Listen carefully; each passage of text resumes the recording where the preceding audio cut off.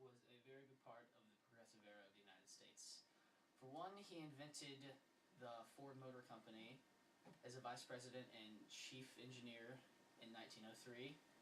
Also, he invented the assembly line and conveyor belt system, which helped with many other factories during the progressive era, and he treated employees very nicely.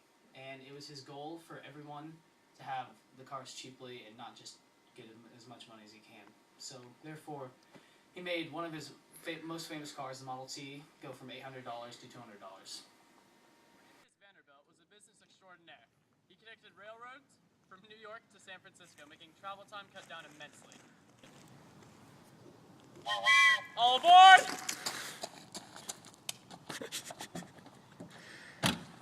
Wilbur Wright and Orville Wright were both brothers. Wilbur was older than Orville.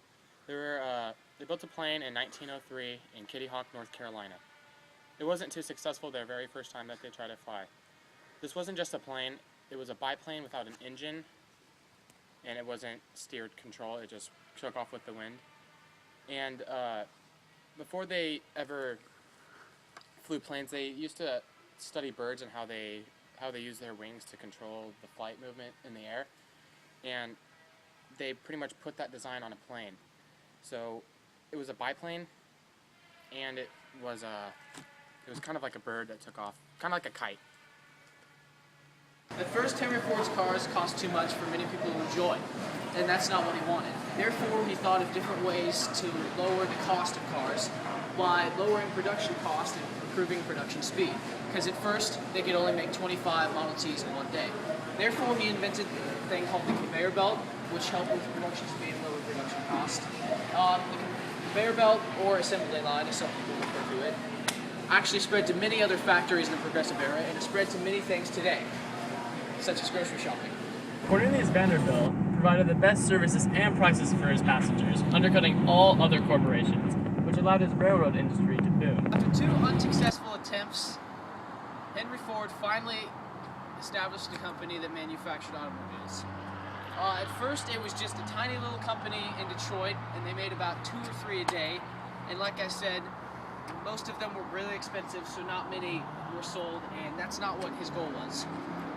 Eventually, he came up in 1908 with the Model T, and that became the car of the future. In 1918, almost half the cars in America were Model Ts. It was quite popular, and with all of his inventions, he could do it at a price where everyone could afford.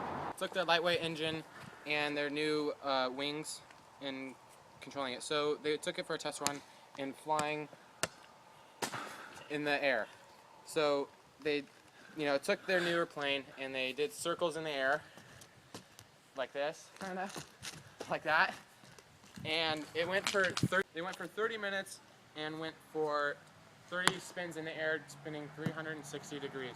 This was a total of 24.5 miles in the air. Cornelius Vanderbilt expanded his railroad system from New York, Chicago, to the Canadian Southern Territory. This transformation of the railroad system was tremendous. It allowed shipments and travel time to be sped up way quicker and more efficient. And with the distance improved of the railroad systems, it led for more growth of the economy across the nation. Alright, now I'm going to demonstrate how their very first plane was thrown, or took off. He fell. Holy shit. Expanded enormously. Such as this one, there are factories all over the world, and this is just one of 3 in Vancouver alone. Also what is expanded is the range of vehicles for Ford. So this is a Mustang, which is a sports car. We have 2-wheel drive trucks, SUVs, vans, even moving trucks. And these ones like the Ford F-150. The whole company expanded enormously, and that is exactly what Henry Ford wanted. He wanted to be the dominant car company of the United States and make a big impact. And that is exactly what he did in the progressive era. Not only alone with cars, but with assembly lines and treating his employees correctly. In the progressive era, the Wright Brothers positively affected it.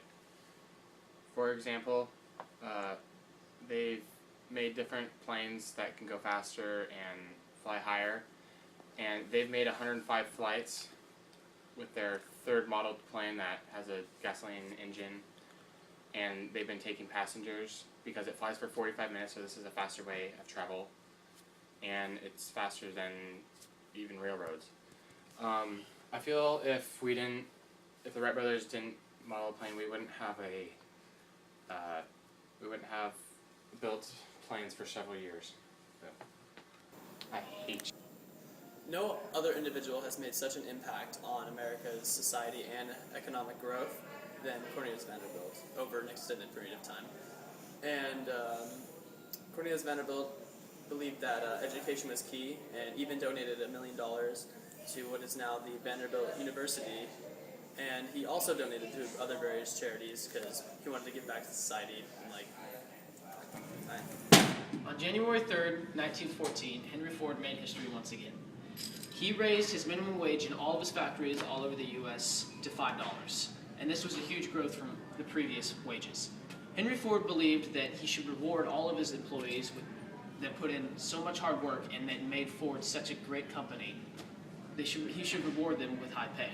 Therefore, the minimum wage was $5, but that was not just the only pay they gave out to everyone. He would give certain people up to $10 who were just working hard all day, or the higher-up managers. And this was also big because it made people want to come to Ford, because all the other minimum wages were short, like $2.30, $2.40. That's what the minimum wage was in the other factories. And Henry Ford's benefits have grown today. Employees nowadays get stuff like health insurance, dental insurance, coverage for their entire family. He's really just grown his company even more.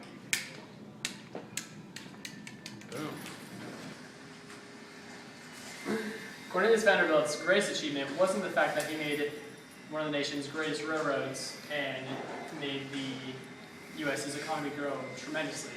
It was actually his financial savviness in investing in the stock market and raising his own profits tremendously. Another thing that he was really educated and smart about was he took a really low-income nonprofit organization and he showed everyone that you could actually make a corporation worth more than the actual income that you're personally getting from being the CEO of it.